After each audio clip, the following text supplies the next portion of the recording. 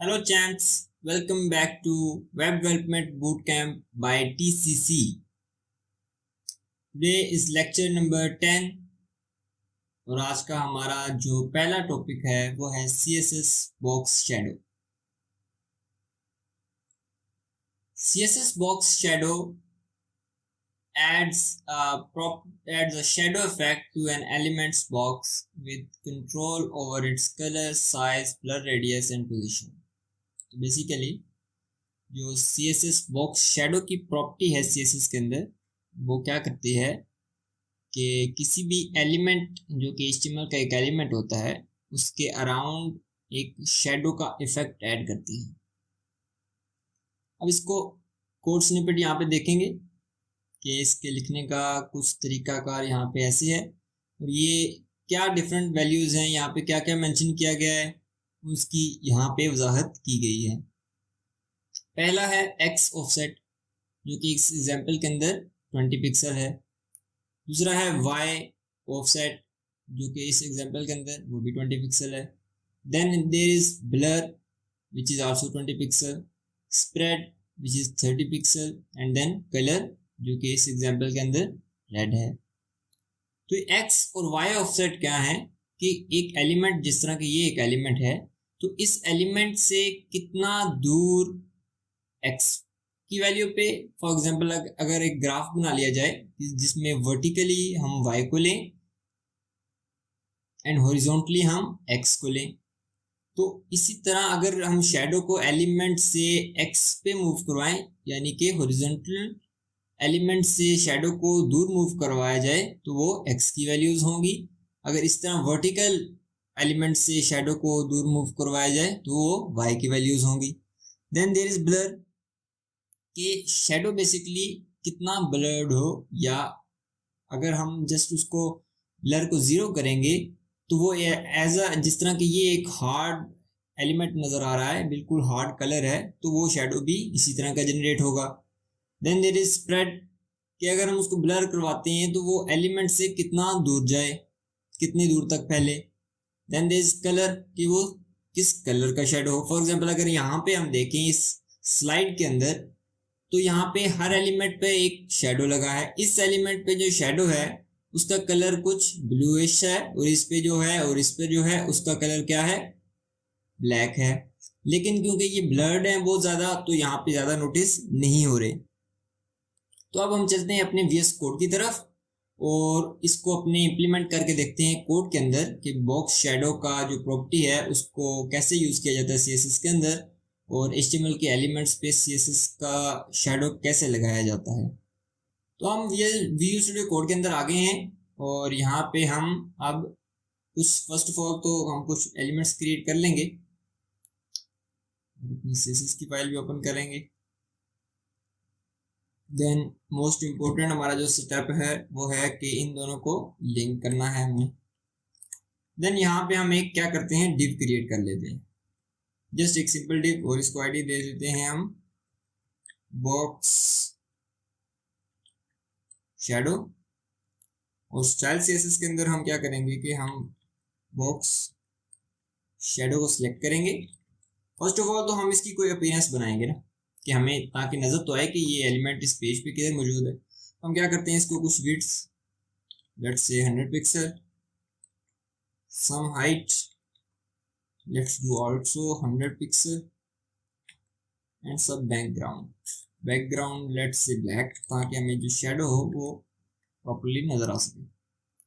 अब हमारे पास यहाँ पे एक बॉक्स क्रिएट हो गया है। इस बॉक्स को हम क्या करते हैं कि अब हम कुछ शेडो देते हैं। बॉक्स शेडो पहली हमारी वैल्यू क्या थी, एक्स ऑफसेट की वैल्यू थी, राइट। एक्स हम क्या करते हैं कि हम कहते हैं कि यार 10 पिक्सल ऑफसेट हो एक्स पे, let's do 10 pixel on the Y offset, let's do 0 pixel blur and 5 pixel spread and colour let's choose red. अब हम देखते हैं यहाँ पे एक हमारे पास एक ऐसा लग रहा है कि एक एलिमेंट के साथ एक और एलिमेंट यहाँ पे प्रेजेंट है, पर ये एलिमेंट नहीं प्रेजेंट, ये उसका शेडो प्रेजेंट है क्योंकि हमने इसका ब्लर 0 किया है तो एज आई एक्सप्लेन बिफोर कि ये एक हार्ड बिल्कुल हमारे पास कलर यहाँ पे शो हो गया है हमें, जो हमने डायमेंशन उसकी मेंशन की है। अगर हम स्प्रेड को यहाँ से इंक्रीज करें, लेट्स डू 15, तो आप देख रहे हैं कि एलिमेंट से ये उतना ही दूर आ रहा है। और क्योंकि ये स्प्रेड अब इसका ज्यादा हो गया है, तो ये जो ऑपोजिट साइड्स हैं उन पे भी नजर आने लग गया हमें। अभी हम इसका 5 ही रखते हैं। तो अब हम क्या करते हैं कि जो x एंड y के ऑफसेट्स हैं इन पे हम माइनस का साइन लगा देते हैं। Let's do -10 and -10। तो अब क्या हुआ कि पहले जो हमारे पास वैल्यूज थी लेफ्ट पे राइट पे, तो अब वो चली गई लेफ्ट पर। देखिए ना, पहले हमारे पास जो पॉजिटिव के अंदर वैल्यू थी वो थी राइट पे x की, अब क्या है, अब हमारे पास लेफ्ट पे है। अब जो हमारे पास y की वैल्यू पहले बॉटम पे थी, नेगेटिव जो पॉजिटिव थी, अब नेगेटिव हमारी क्या टॉप पे चली गई। अभी के लिए हम इसको प्लस ही रखते हैं और हम अब ब्लर को इंक्रीज करते हैं। Let's do 10 pixel blur. अब हम देख रहे हैं कि हमारा जो शेडो है, लेट मी जूम इन, अब हमारा शेडो क्या हो गया, ब्लर हो गया। हम अगर ब्लर को 0 पिक्सल करें तो हार्ड, एंड अगर इंक्रीज कर दें ब्लर को तो ये इंक्रीज हो गया।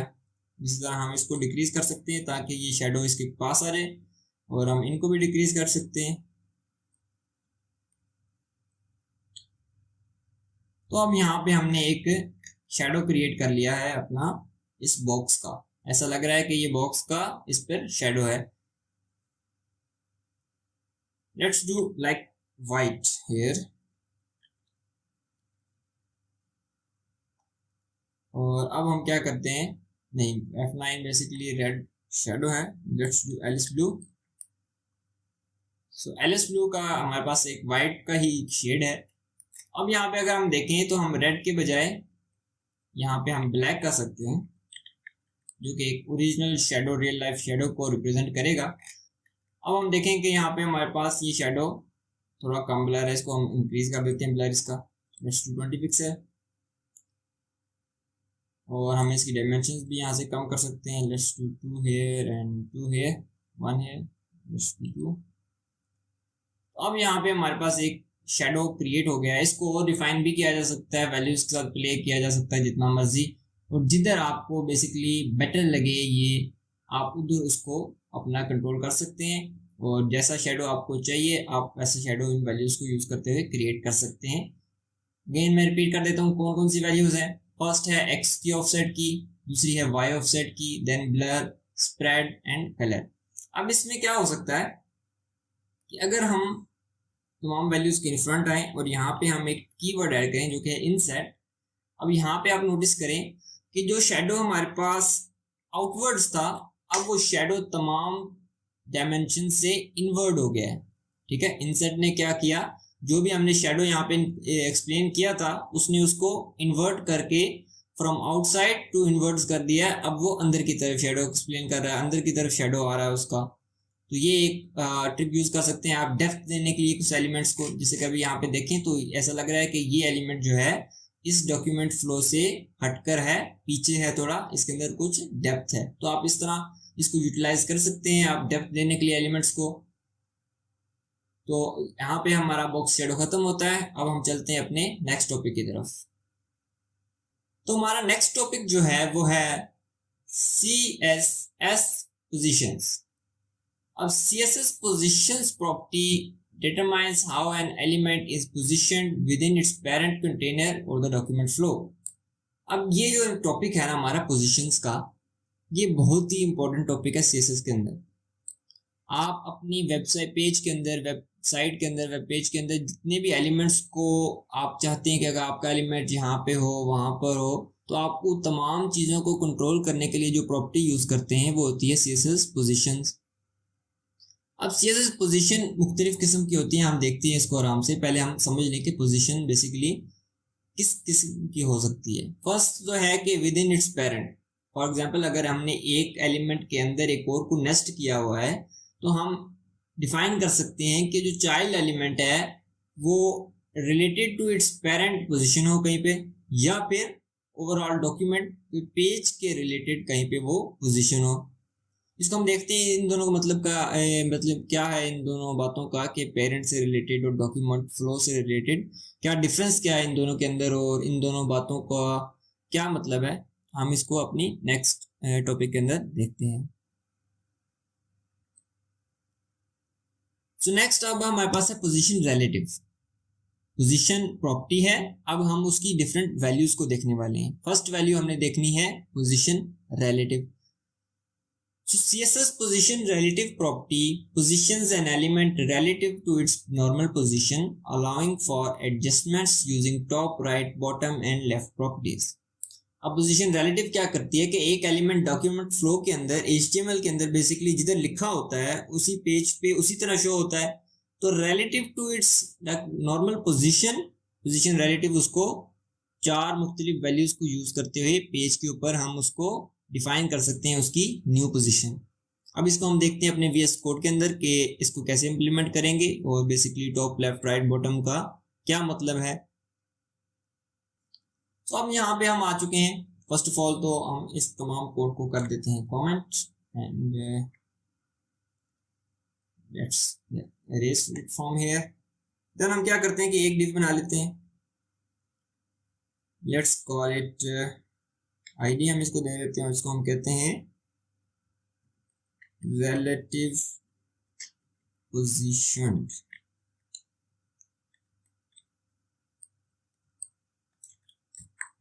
और एक हम यहाँ पे एक और div बना लेते हैं और यहाँ पे हम इसको जस्ट ID दे देते हैं एक बॉक्स की।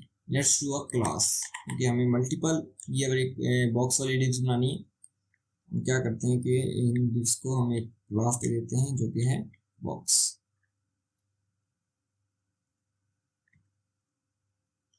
तो अब यहाँ पे हम क्या करेंगे, फर्स्ट ऑफ ऑल तो let's do the box one. Width let's do 200 pixel, height same 200 pixel and let's do a background colour of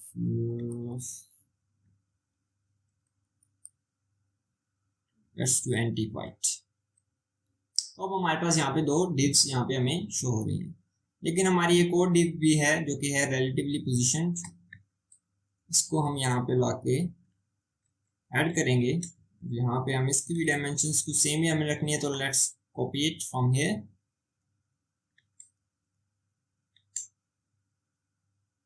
तो हम लेकिन क्या करेंगे कि इसका जो कलर है इसको हम ब्लैक कर लेंगे, ताकि हमारे पास डिफरेंस क्रिएट हो जाए कि दो जो नॉर्मल हमारे पास डिव्स हैं जो अनपोजिशनड हैं और जो एक हमारे पास पोजीशन डिव है, उनमें डिफरेंस हमने क्रिएट करने के लिए उनकी कलर हमने चेंज कर ली। अब हम क्या करते हैं कि जो अपनी पोजीशन वाली हमारी डिव है इसको हम पोजीशन करेंगे और हम इसको पोजीशन रिलेटिवली करेंगे। फिर हमने अभी डिस्कस किया था स्लाइड के अंदर कि जैसे ही हम पोजीशन रिलेटिव को यूज करते हैं तो हमारे पास चार मुख्तलिफ और प्रॉपर्टीज ओपन अप हो जाती हैं जो कि है top, right, left and bottom. So let's do like top और यहाँ पे हम इसको डिफाइन करते हैं 10 पिक्सल। तो अब क्या हुआ, नोटिस करें कि हमारी जो एक डिव यहाँ पे मौजूद थी, अगर हम इसको यहाँ से कमेंट आउट करें तो हमारे पास इन दोनों डिव्स जो कि हमारे पास एंटीक वाइट कलर के अंदर है और जो ब्लैक कलर के अंदर डिव है, इनके दरमियान कोई ऐसा डिफरेंस नहीं है। लेकिन जैसे ही हम टॉप 10 पिक्सल ऐड करते हैं तो हमारी जो ब्लैक वाली डिव है उसके टॉप के ऊपर कुछ स्पेस क्रिएट हो चुकी है, right. Let's do like 50 pixel. Again यहाँ पे कुछ स्पेस क्रिएट होगी। अगेन हम करेंगे let's do like 200 pixel, 200 pixel. अब क्या होगा, अब देखेंगे थर्ड वाली डिव गायब हो गई और जो सेकंड वाली डिव थी वो अपनी पोजीशन छोड़ के नीचे वाली पोजीशन पे आ गई। अब जो थर्ड वाली डिव थी वो गायब नहीं हुई, बेसिकली वो इस डिव के नीचे मौजूद है। अब इस डिव को हम यहाँ से कहीं और भी मूव करवा सकते हैं, ठीक है। बताने का मतलब ये है कि हम जो टॉप, राइट, लेफ्ट, बॉटम की प्रॉपर्टी को यूज करते हुए जो वैल्यू प्रोवाइड करेंगे ना, पिक्सल के अंदर प्रोवाइड करें या और भी जो यूनिट्स हमने डिस्कस किए थे ऑलरेडी, उनके अंदर हम डिवाइड को अगर डिफाइन करें तो क्या होगा कि जो हमने डायमेंशन जिधर हमने बताया होगा लाइक टॉप, राइट, लेफ्ट और बॉटम, उस जगह पे उतनी स्पेस क्रिएट हो जाएगी जितनी हम यहाँ पे डिफाइन करेंगे। So let's do like left 200 pixel. Forgot the column. So अब क्या हुआ कि हमारा जो div थी उसके लेफ्ट पे 200 पिक्सल स्पेस क्रिएट होगी. अगेन हम कर सकते हैं. अब अगर हम यहाँ पे राइट पे करते हैं 200 पिक्सल, अब यहाँ पे कोई डिफरेंस हमें नजर नहीं आया, क्योंकि यहाँ पे इसके राइट पे तो 200 पिक्सल ऑलरेडी स्पेस यहाँ पे क्रिएट हुई है, लेकिन यहाँ पे कोई चीज बेसिकली इंटरेक्टिव नहीं थी, तो वो वहां से उसने इंटरेक्ट नहीं किया, क्योंकि यहाँ पे मोर देन 200 पिक्सल स्पेस मौजूद है. अगर हम यहाँ पे 2000 करें तो अगेन यहाँ पे बेसिकली कोई एलिमेंट ही मौजूद नहीं है, यहाँ पे इसके पास ओपन स्पेस मौजूद है राइट पे इसके, तो ये यहाँ पे इफेक्ट नहीं करता. यहाँ पे लेफ्ट पे अगर हम यहाँ से इंक्रीज करें इसको जस्ट टू 500 है, अब यहाँ पे उसके लेफ्ट पे उसने क्या किया, इस एलिमेंट से उसने 500 पिक्सल उसको दूर कर दिया. अब हम क्या करते हैं कि हम लेफ्ट को रिमूव कर देते हैं, तो अपनी ये एक नॉर्मल पोजीशन पे आ गया. जो नॉर्मल ये थी, लेकिन टॉप 200 पिक्सल इसको टॉप पे पोजीशन यहाँ पे क्रिएट कर रहा है. अब हम इसको करते हैं राइट अगेन 200 पिक्सल करके देखते हैं. अब क्या किया इसने, क्योंकि अब इस ये यहाँ पे मौजूद थी ओरिजिनल इसकी पोजीशन, अब इसने राइट के ऊपर 200 पिक्सल क्रिएट करनी थी, क्योंकि लेफ्ट के ऊपर हमारे पास अब वैल्यू मौजूद नहीं है, तो अब क्या करेगा, राइट पे ये क्रिएट कर लेगा. लेकिन अगर लेफ्ट पे हमारे पास मौजूद हो वैल्यू, तो वो पोजीशन लेफ्ट पे जो वैल्यू होगी उसके पास मौजूद स्पेस उसको यूटिलाइज करेगा, राइट पे ओपन जो स्पेस मौजूद होगी उसको यूटिलाइज नहीं करेगा. हम इसको बॉटम पे भी चेक करेंगे. अभी लेट्स डू 200 पिक्सल. हम इसको जरा वापस ले आते हैं अगेन. अब यहाँ पे बेसिकली क्या किया गया कि हमारे पास क्योंकि टॉप पे 200 पिक्सल मौजूद है, तो बॉटम पे 200 पिक्सल इफेक्ट उसको नहीं करेगा, क्योंकि बॉटम पे 200 पिक्सल करने का क्या मकसद है कि वो उसको 200 पिक्सल ऊपर ले जाए. अगेन हमारे पास टॉप पे ऑलरेडी 200 पिक्सल मौजूद है, तो वो उसको काउंटरैक्ट कर रहा है. लेकिन अगर हम यहाँ से इन दोनों को अभी के लिए रिमूव करें, अब ये इसकी ओरिजिनल पोजीशन है, हम क्या करते हैं कि यहाँ पे हम बॉटम 200 पिक्सल ऐड करते हैं. तो अब क्योंकि हमारे पास टॉप पे 200 पिक्सल मौजूद नहीं है, तो बॉटम ने क्या किया है, इफेक्ट किया है, और ये अब ऊपर की तरफ मूव हुआ है. तो ये आपने नोटिस करना है कि जब आप रिलेटिवली पोजीशन करें किसी एलिमेंट को, तो जो उसकी ऑपोजिटली पोजीशन डायमेंशंस होंगे ना, लाइक टॉप बॉटम से लेफ्ट राइट, तो इन दोनों का आपने आपस में क्या करना है कि कॉन्ट्रडिक्शन की चेक करनी है, ताकि आपको डिबगिंग में इजी हो. तो ये था हमारा पोजीशन रिलेटिव. अब हम चलते हैं अपने नेक्स्ट पोजीशन की, जो हमारे पास प्रॉपर्टी की वैल्यू होगी, पोजीशन प्रॉपर्टी की जो नेक्स्ट वैल्यू है उस पर हम चलते हैं. तो अब हमारे पास है पोजीशन एब्सोल्यूट. तो फर्स्ट ऑफ ऑल इसकी हम डेफिनेशन को रीड आउट करते हैं. CSS position absolute property positions an element relative to its nearest position ancestor or the initial containing block if no position ancestor is found.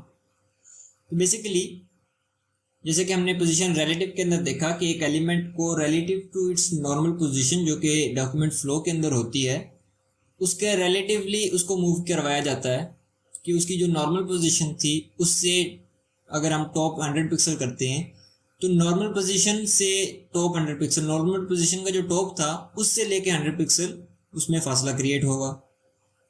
अब position absolute क्या करता है, ये एक चीज़ को चेक करता है कि इसका जो पेरेंट कोई अगर एलिमेंट है, अगर ये नेस्टेड है किसी एलिमेंट के अंदर, तो क्या वो एलिमेंट पोजीशनड है.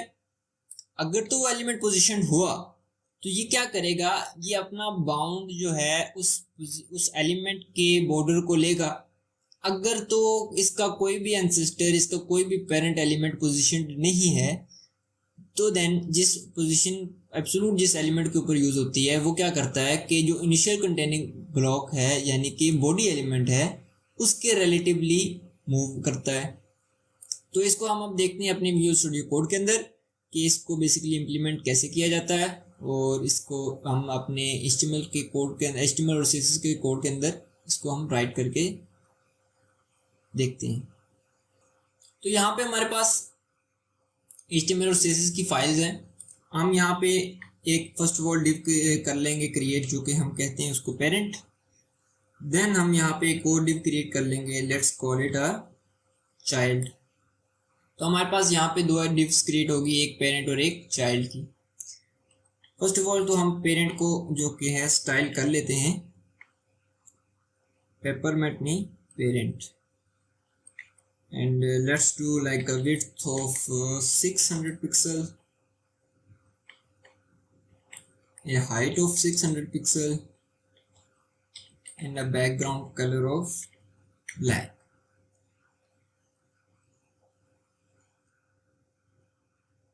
I think क्योंकि स्पेलिंग में हमने कहीं मिस्टेक की, यस हमने यहाँ पे स्पेलिंग में मिस्टेक कर दी। अब हमारे पास यहाँ पे एक कंटेनर शो हो गया है। Now let's style the child element, width of let's do 100 pixel, height of 100 pixel, and let's do background color of red, ताकि डिफरेंस दोनों में क्रिएट हो जाए। अब यहाँ पे हम देखेंगे कि जो नॉर्मल डॉक्यूमेंट फ्लो है वो तो ये कहता है कि हमारा जो चाइल्ड एलिमेंट है वो पेरेंट एलिमेंट के बॉर्डर के ऊपर कंटेन करे, उसको ओवरफ्लो ना करे। लेट्स डू, हम पेरेंट एलिमेंट को क्या करते हैं, यहाँ पे हम इसको एक मार्जिन दे देते हैं, margin let's do like 50 pixel. क्या होगा, यहाँ पे एक मार्जिन आ गई ताकि ये बॉडी का जो ओरिजिनल बॉर्डर है उससे दूर हो जाए। इसको लेट्स इंक्रीज कर लेते हैं, 150 कर लेते हैं। और हमारे पास ये अब यहाँ पे एक सेपरेशन क्रिएट हो गई है हमारे जो पेरेंट एलिमेंट का बॉर्डर है उससे, और जो हमारी बॉडी है जो कि फिनिश हो रही है जहाँ पे, उससे यहाँ पे एक सेपरेशन क्रिएट हो गई है। अब हम क्या करते हैं कि चाइल्ड एलिमेंट पे हम पोजीशन यूज़ करते हैं और इसकी वैल्यू हम क्या यूज़ करेंगे, एब्सोल्यूट। अब हम देखेंगे कि हम टॉप कर रहे हैं और टॉप से लेट्स से हम कर रहे हैं कि 100 पिक्सल हम डिस्टेंस क्रिएट कर रहे हैं टॉप से। अब हमने पोजीशन रिलेटिव में तो देखा था कि अगर हम टॉप का वैल्यू यूज़ करें, प्रॉपर्टी यूज़ करें, तो टॉप के ऊपर स्पेस क्रिएट हो रही है। लेकिन यहाँ पे अगर हम देखें तो हमारा जो यहाँ पे एलिमेंट ऑलरेडी मौजूद था उससे ऊपर मूव हो गया है। इन थ्योरी तो इसको नीचे मूव होना चाहिए। अगर हम यहाँ पे इंक्रीज करें लेट्स 200 पिक्सल, अब ये नीचे मूव हुआ है, लेकिन इसको तो यहाँ पे होना चाहिए ना, क्योंकि इसकी ओरिजिनल पोजीशन तो यहाँ पे थी। लेकिन नहीं, वो रिलेटिव में था। एब्सोल्यूट में हमने पढ़ा कि ये चेक करता है कि अगर तो इसका कोई पेरेंट एलिमेंट को पोजीशनड है तो ये उसके रिलेटिवली मूव करेगा, नहीं तो ये बॉडी के रिलेटिवली मूव करेगा जो कि यहाँ से स्टार्ट होती है। तो बेसिकली 100 पिक्सल टॉप मीन्स कि यहाँ पे पेज का जहाँ पे एंड हो रहा है इस जगह से लेके 100 पिक्सल नीचे तक डिस्टेंस क्रिएट कर दिया जाए इस एलिमेंट के लिए। और इसको अगर हम लेफ्ट करें, लेट्स डू 100 पिक्सल, तो अब हम यहाँ देखेंगे कि ये अब लेफ्ट की तरफ मूव हो गया। इन थ्योरी तो इसको राइट की तरफ मूव होना चाहिए था, लेकिन अगेन रिलेटिव टू ये बॉडी कर रहा है, क्योंकि इसका जो कोई भी पेरेंट पोजीशनड नहीं है, ये एक ही पेरेंट है इसका और ये पोजीशनड नहीं है। तो हम क्या करते हैं कि इसको हम पोजीशन वैल्यू यहाँ पे रिलेटिव दे के पोजिशन कर लेते हैं। तो अब हम यहाँ पे देखेंगे हमारा जो बिहेवियर था चाइल्ड का वो एग्जैक्टली चेंज हो गया। पहले ये क्या कर रहा था कि अकॉर्डिंग टू बॉडी मूव कर रहा था, अब अकॉर्डिंग टू पेरेंट मूव कर रहा है। यहाँ से पेरेंट का ये जो ब्लैक बॉर्डर है यहाँ से यहाँ तक 100 पिक्सल है और यहाँ से यहाँ तक 100 पिक्सल है। तो अब इसने क्या किया कि पेरेंट के बॉर्डर से जो अपना डिस्टेंस क्रिएट किया जो हमने डिफाइन किया है, और पोजीशन पहले इसने, अगर यहाँ पे इसको हम रिमूव करते हैं तो ये क्या कर रहा है कि according to related to the body ये कर रहा है, जो कि इनिशियल कंटेनिंग ब्लॉक है इनका। तो ये था पोजीशन एब्सोल्यूट। अब हम चलते हैं अपनी पोजीशन की नेक्स्ट वैल्यू की तरफ। सो हमारे पास अब है पोजीशन फिक्स्ड। इसकी फर्स्ट ऑफ ऑल तो डेफिनेशन को रीड आउट कर लेते हैं। CSS position fixed property positions an element relative to its viewport, meaning it stays fixed in its position even when the page is scrolled। अब viewport क्या होता है इसको भी डिफाइन करते हैं। अगेन सेम चार प्रॉपर्टीज पे हमें एक्सेस मिलती है, पोजीशन फिक्स पे भी, टॉप, लेफ्ट, राइट, बॉटम। और अब हम इस चलते हैं अपने VS कोड की तरफ और इसको देखते हैं कि बेसिकली व्यू पोर्ट क्या होता है और पोजीशन फिक्स कैसे यूज की जाती है वेब डेवलपमेंट के अंदर। तो हम आ गए अपने विजुअल स्टूडियो कोड के अंदर और यहाँ पे अब हम क्या करते हैं कि एक डिव क्रिएट कर लेते हैं। हम इसको क्या लेते हैं जी फिक्स्ड, और फर्स्ट ऑफ ऑल तो हम क्या करते हैं कि इसको थोड़ा सा स्टाइल कर लेते हैं ताकि हमें ये अपीयर हो जाए अपने पेज के ऊपर। Let's do a width of 100 pixel, a height of also in 100 pixel, let's do background color of red ताकि ये हमें प्रॉपर्ली नजर आ जाए। तो हमारे पास यहाँ पे एक एलिमेंट क्रिएट हो गया। अब फर्स्ट ऑफ ऑल तो हमने जो चीज़ समझनी है, जो एक नया कीवर्ड इस्तेमाल किया गया था पोजीशन रिलेटिव वाली डेफिनेशन के अंदर, पोजीशन फिक्स्ड वाली डेफिनेशन के अंदर, वो ये है कि view port. Basically view port क्या होता है? तो बेसिकली ड्राइवर ब्राउजर की जो आपको विंडो नजर आ रही है ना, उसको कहते हैं व्यू पोर्ट, यानी कि आप जो इसको देख रहे हैं, व्यू कर रहे हैं, वो आपका व्यू पोर्ट है। तो रिलेटिव टू व्यू पोर्ट इसने फिक्स्ड होना है। तो हम क्या करते हैं, फर्स्ट ऑफ ऑल तो इसको पोजीशन फिक्स्ड करेंगे। अगेन हमारे पास प्रॉपर्टीज आ जाएंगी टॉप राइट लेफ्ट बॉटम की। हम क्या करते हैं, इसको टॉप 10 पिक्सल लेट्स से। तो अब ये क्या करेगा, टॉप के ऊपर इसने 10 पिक्सल स्पेस क्रिएट की है। ज़्यादा कर लेते हैं ताकि ज़रा डिफाइन हो जाए। टॉप लेफ्ट राइट बॉटम वाली जो वैल्यूज़ हैं वो सिमिलर वर्क करती हैं, इनमें डिफरेंस ऐसे नहीं होता। तमाम पोजीशन की जितनी भी वैल्यूज़ हैं, ये जस्ट आप जोन सी आप डायरेक्शन इस पे करते हैं, या कि टॉप लेफ्ट राइट बॉटम, उस जगह पे ये उतनी स्पेस क्रिएट कर देता है जितनी आप यहाँ पे डिफाइन करते हैं। तो ये सिमिलर वर्क करते हैं अक्रॉस ऑल पोजीशंस। अब फिक्स्ड क्या करती है, बेसिकली अभी तो पेज स्क्रॉलेबल नहीं है, इतना कोई हमारे पास वो डेटा नहीं है। हम क्या करते हैं कि यहाँ पे एक डिव बना लेते हैं, लेट्स कॉल इस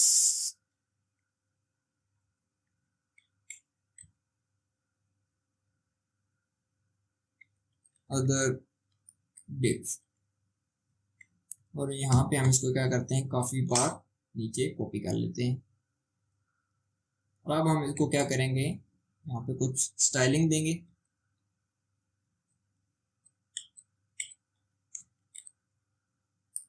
सिमिलर कुछ स्टाइल हम इसको यहाँ पे ही दे देते हैं, और इसका जो कलर है इसको हम चेंज कर लेंगे जस्ट टू ब्लैक।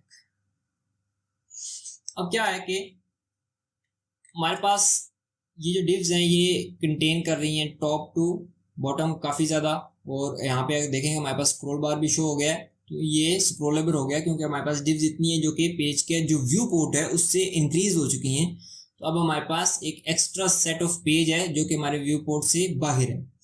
लेकिन जैसे अगर हम स्क्रॉल करेंगे तो हमारी जो डिव्स ब्लैक वाली हैं वो तो ऊपर की तरफ जा रही हैं, लेकिन जो हमारी रेड वाली डिव है वो मूव नहीं कर रही। इसको और डिफाइन करने के लिए हम क्या करते हैं कि ये जो हमारी अदर डिव है इसको हम मार्जिन बॉटम दे देते हैं 20 पिक्सल।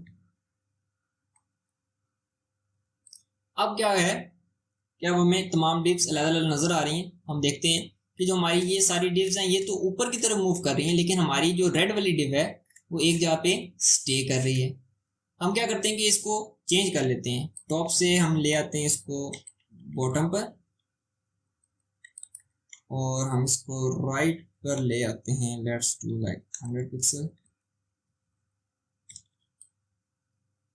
अब हमारे पास ये डिव इधर ही रहेगी और जितना भी हम स्क्रॉल करेंगे ये डिव मूव नहीं होगी, जबकि ये वाली सारी डिव्स मूव हो रही हैं।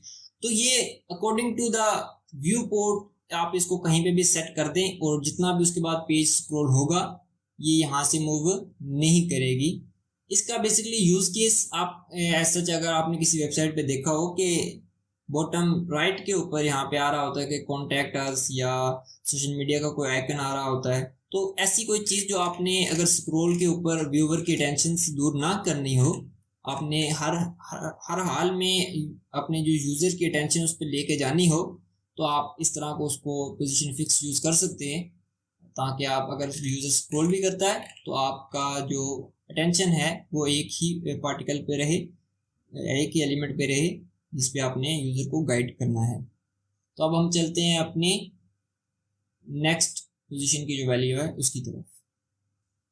नेक्स्ट हमारे पास पोजीशन जो है वैल्यू हमारे पास पोजीशन की वो है स्टिकी। इसकी फर्स्ट ऑफ ऑल तो डेफिनेशन रीड आउट कर लेते हैं। CSS position sticky property positions an element relative to its container when scrolling until a specified point is reached. अब ये भी क्या करती है कि अपना जो एक एलिमेंट होता है उसको एक जगह पे फिक्स करती है जब हम स्क्रॉल करते हैं। लेकिन फिक्स और पोजीशन स्टिकी के अंदर क्या डिफरेंस है कि पोजीशन फिक्स जो है एक एलिमेंट को व्यू पोर्ट के रिलेटिव उसको फिक्स कर देती है। आप जितना मर्जी स्क्रॉल करते जाएं वो एलिमेंट वहां पे स्टे करेगा। लेकिन स्टिकी क्या करेगा, पोजीशन स्टिकी का जो हमारे पास वैल्यू है ये करेगी कि एक एलिमेंट को फिक्स तो कर दिया जाएगा लेकिन until it's parent element reach a point, ताकि जब पेरेंट एलिमेंट पेज से स्क्रॉल होगा तो जो हमारे पोजीशन स्टिकी वाले एलिमेंट होगा वो भी उसके साथ ही स्क्रॉल हो जाएगा। तो इसको हम सारे को डिफाइन करते हैं और इसको हम देखते हैं अपने विजुअल स्टूडियो कोड के अंदर और इसको अंडरस्टैंड करने की कोशिश करते हैं। तो यहाँ पे हमारे पास HTML और CSS की दो फाइल्स मौजूद हैं और यहाँ पे फर्स्ट ऑफ ऑल तो हम एक क्रिएट कर लेते हैं डिवीजन, जिसको हम कह लेते हैं कंटेनर। और इस कंटेनर के अंदर हम यहाँ पे एक डिवीजन क्रिएट कर लेते हैं जिसको हम कह लेते हैं चाइल्ड। अब इनको हम थोड़ा सा स्टाइल कर लेंगे। width 600 pixel, height let's do 600 pixel, background colour let's do black। और यहाँ पे हमारे पास चाइल्ड है, चाइल्ड की width let's do 100 pixel, height 100 pixel, background colour जो है let's do ब्राउन। हमारे पास यहाँ पे एक एलिमेंट आ गया। अब हम क्या करते हैं, एलिमेंट के ऊपर हमने लगाना है पोजीशन स्टिकी और हमने करना है bottom let's do top let's do 10 pixel, 10 pixel. अब थोड़ा सा ज्यादा लेट्स डू 50। अब हमारे पास ये एलिमेंट यहाँ पे मौजूद है। हमारा पेज अभी तो स्क्रॉलेबल नहीं है, तो उसको स्क्रॉलेबल बनाने के लिए हम जो क्विक फिक्स है हमारे पास वो ये है कि बॉडी को हम यहाँ पे हाइट दे दें लेट्स डू 1000 पिक्सल और लेट्स डू 2000 पिक्सल। तो अब हमारा पेज स्क्रॉलेबल हो गया है। तो हम पेज को अगर स्क्रॉल करेंगे तो नोटिस करेंगे जो हमारा ब्लैक वाला कंटेनर है जो कि पेरेंट एलिमेंट है वो स्क्रॉल हो गया ऊपर की तरफ, लेकिन जो हमारा चाइल्ड एलिमेंट था जिसके ऊपर हमने पोजीशन स्टिकी की है अब वो वहीं पे अपनी पोजीशन को मेंटेन कर रहा है। अगर अगेन स्क्रॉल करें, अगेन उसने अपनी पोजीशन मेंटेन की, पेरेंट एलिमेंट क्या हुआ, स्क्रॉल हो गया। अगेन पेरेंट एलिमेंट स्क्रॉल हो गया, उसने चाइल्ड एलिमेंट ने अपनी पोजीशन मेंटेन की। लेकिन अगर हम एक और बार स्क्रॉल करें तो अब हम देखते हैं कि चाइल्ड एलिमेंट भी अब स्क्रॉल हो चुका है, क्योंकि पेरेंट एलिमेंट की लिमिट एक आ गई थी कि अब पेरेंट एलिमेंट सारा का सारा स्क्रीन से चला गया तो चाइल्ड एलिमेंट विदाउट पेरेंट नहीं रह सकता। अपने पेरेंट के अंदर अंदर अगर पेज को स्क्रॉल हम करते हैं तो वो स्क्रीन के ऊपर अपनी पोजीशन मेंटेन करता है, लेकिन क्या है कि जो अपना उसके पेरेंट का बॉर्डर है वो उसको अपने साथ लेके चला जाएगा। इसी के साथ अगर हम यहाँ पे एक और यहाँ पे क्रिएट कर लें डिवीजन, जो कि हम आईडीज को कर लेते हैं फिक्स्ड की,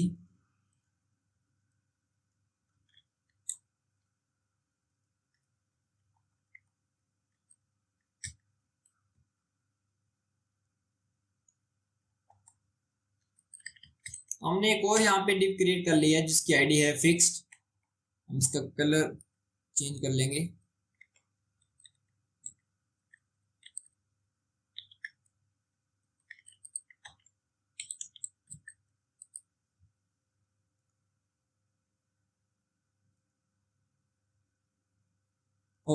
हमने आईडी यूज किया है इसमें के अंदर, तो हमें यहाँ पे भी आईडी यूज करना पड़ेगा। तो हमारे पास यहाँ पे एक डिव और क्रिएट होगी। थोड़ा सा इनको आपस में से दूर कर लेते हैं, let's do margin left 20 pixel. तो अब हमारे पास यहाँ पे सेपरेशन भी क्रिएट होगी और अब हम इन दोनों का बिहेवियर देखेंगे। एक पोजीशन स्टिकी है जो कि ब्राउन है और एक पोजीशन फिक्स्ड है जो कि एक्वा कलर के अंदर है। हम देखेंगे कि दोनों अपना एक अपने पेरेंट के साथ स्क्रॉल अवे हो गई, एक नहीं हुई। हम क्या करेंगे कि अपना जो पोजीशन स्टिकी है फिक्स्ड है इसको भी अपने कंटेनर के अंदर ही रख लेते हैं।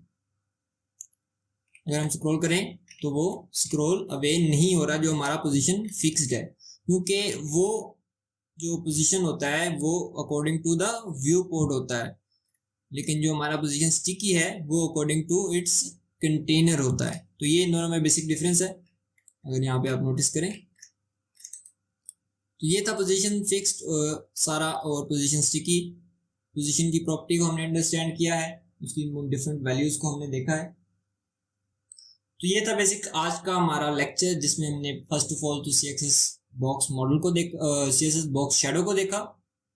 बॉक्स मॉडल भी हमने एक पहले लेक्चर में देखा था।